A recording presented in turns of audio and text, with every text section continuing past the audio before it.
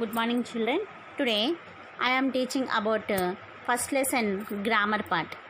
वाक्य भेद. వాక్య భేద్ దో ప్రకార్ కే హోతే హై అంటే ఇక్కడ సెంటెన్స్ ఫార్ములేషన్స్లో మనకు 2 టైప్స్లో ఉంటాయన్నమాట. ఒకటి అర్థకే ఆధార్ పర్ వాక్య భేద్ అంటే మీనింగ్ని బట్టి మనకు ఒక సెంటెన్స్ ఫామ్ తీసుకోవాల్సి వస్తుంది. ఆ తర్వాత సెకండ్ వన్ రచనాకే ఆధార్ పర్ వాక్య భేద్ అంటే ఆ రచన అంటే ఆ సెంటెన్స్ ఫార్మేషన్ బట్టి మనము అర్థం చేసుకోవాల్సింది ఒకటి ఉంటుందన్నమాట.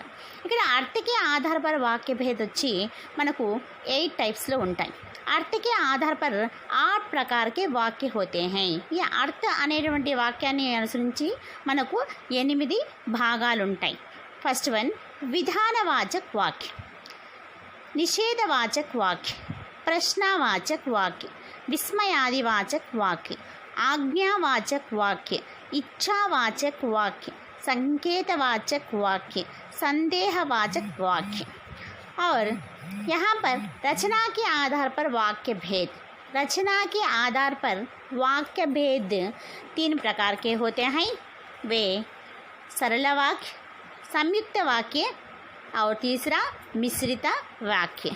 ఇప్పుడు మన లెసన్లో సంబంధించిన ప్రకారంగా మనకు సెకండ్లో వాక్య భేద్ రచనాకి అనుసార్ అనేటువంటి ఆ పార్ట్లో నుంచి మనకు 3 టైప్స్ గ్రామర్ని ఇవ్వడం జరిగింది. ఒకటి సరళ వాక్య, సరళ వాక్య అంటే సింపుల్ సెంటెన్స్ అని అర్థం. మిశ్రిత వాక్య, మిశ్రిత వాక్య అంటే కాంప్లెక్స్ సెంటెన్స్ అని అర్థం. ఆ తర్వాత సంయుక్త వాక్య, సంయుక్త వాక్య అంటే కంపౌండ్ సెంటెన్స్ అని ఇక్కడ అర్థం అన్నమాట. మనకు పేజ్ నెంబర్ మీ దగ్గర ఒకవేళ టెక్స్ట్ బుక్ ఉంటే కనుక పేజ్ నెంబర్ 5 తీసుకోండి. దాంట్లో నుంచి మనకు గ్రామర్ పార్ట్ ఇక్కడ చూడండి. ఇప్పుడు ఫస్ట్ వన్ మనము సరళ వాక్ అనే దాని వాక్ గురించి చెప్పుకోబోతున్నాం అనమాట. फर्स्ट वन सरल वाक्य. ये वाक्य स्वतंत्र रूप से बने हैं, इनमें किसी दूसरे वाक्य का मेल नहीं है. ऐसे वाक्यों को सरल वाक्य कहते हैं. అంటే ఇక్కడ చూడండి, ఇక్కడ మనకు ఒక సరళ వాక్యం అంటే మెయిన్ సెంటెన్స్ అనమాట, సింపుల్ సెంటెన్స్. మనకు ఒక సెంటెన్స్ ఫార్మేషన్ ఎలా ఉంటుందంటే చాలా సింపుల్గా మనకు అనిపిస్తుంది. అది చిన్నదిగా ఉంటుంది, అందులోనూ పెద్దదిగా ఉండొచ్చు, కానీ అది మనకు చిన్నది. అంటే ఫర్ ఎగ్జాంపుల్ చూడండి, వి ఆర్ ఇండియన్స్ అంటే హమ్ భారత్వాసి హై, అది ఒక సెంటెన్స్ ఫార్మేషన్ అనమాట. దీనిని మనము సరళ వాక్య అని అంటాం. ఇంకా చెప్పాలనుకుంటే షేర్ జంగల్ కా రాజా హై అంటే షేర్ ఇక్కడ కర్త క్రియ 2 ఉంటాయన్నమాట. చూడండి, షేర్ అంటే కర్త, జంగల్ కా రాజా హై ఇక్కడ మనకు క్రియ అనేది కూడా కనిపిస్తుంది. అంటే రాజా అనేది జంగల్ అడవి యొక్క రాజు, సింహము అనేది కనిపిస్తుంది. అదేవిధంగా మన లెసన్ బట్టి తీసుకున్నామంటే హమారే హోటం పర్ సచాయి రహతీ హే అని ఎగ్జాంపుల్ తీసుకోవచ్చు. హమారే దిల్ మే సఫాయి రహతీ హే, హమ్ హర్ జాన్ కి కీమత్ జాన్తే హై.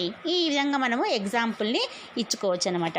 ఇక్కడ మనకు కర్త ఉంటుంది, ఒక క్రియ ఉంటుంది. దీనిని మనము సరళ వాక్యము అని అంటాము.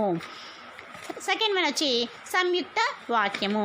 సంయుక్త వాక్యము అంటే ఏమిటా అంటే జిస్ వాక్య में 2 या अधिक उपवाचक समुच्चय बोधक अव्यय और तथा एवं या अथवा किंतु परंतु ఇలాంటివి కలిసి ఉంటాయన్నమాట.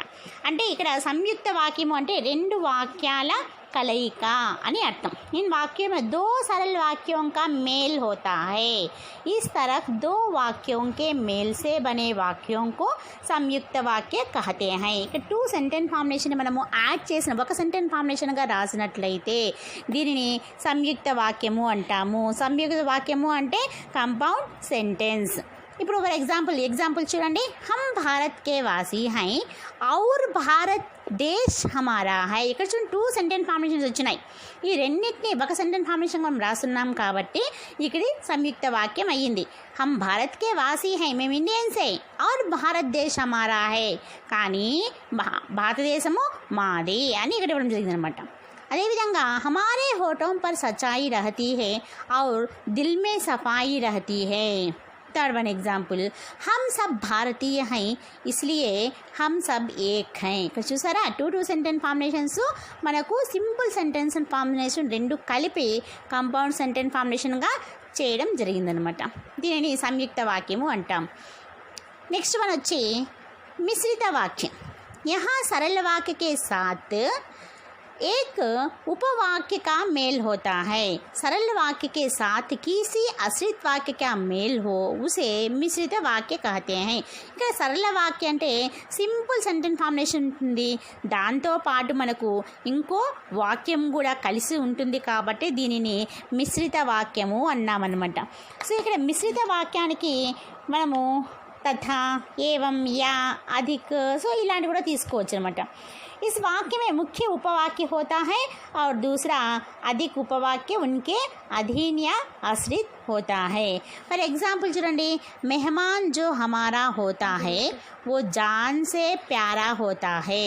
ఫస్ట్లో మనకు ఒక సరళ అంటే సింపుల్ సెంటెన్స్ ఉంది చూడండి, కామా ముందర ఉంది, మెహమాన్ జో హమారా హోతా హై ఓ జాన్ సే ప్యారా హోతా హై। ఇక్కడ చూసారా, మెహమాన్ జో హమారా హోతా హై అనేది ఒక సరళ వాక్య और सरल वाक्य के साथ ఉపవాక్య जुड़ा हुआ है, దీనిని మనము మిశ్రిత వాక్యము అంటాము। ఇంకొక ఎగ్జాంపుల్ కావాలంటే, हम उस देश के वासी हैं जिस देश में गंगा बहती है। हम उस देश के वासी है అనేది సరళ వాక్యము, జిస్ దేశ్ మే గంగా బహతి అనేది ఉపవాక్యము। సో ఒక సరళ వాక్యము ఒక ఉపవాక్యము రెండు కలిస్తే ఇది మిశ్రిత వాక్యము అని అంటాము। అర్థమైందనండి? సరళ వాక్యం అంటే మామూలుగా సింపుల్ సెంటెన్స్ ఉంటుంది, సంయుక్త వాక్యం అంటే రెండు సింపుల్ సెంటెన్స్లు కలిసి ఉంటాయి, ఆ తర్వాత థర్డ్ వన్ ఒక సింపుల్ సెంటెన్స్ ఉంటుంది, ఆ తర్వాత ఇంకో వాక్యము ఆడై ఉంటుంది కాబట్టి దీనిని మనము మిశ్రిత వాక్యము అని అంటాము। Thank you.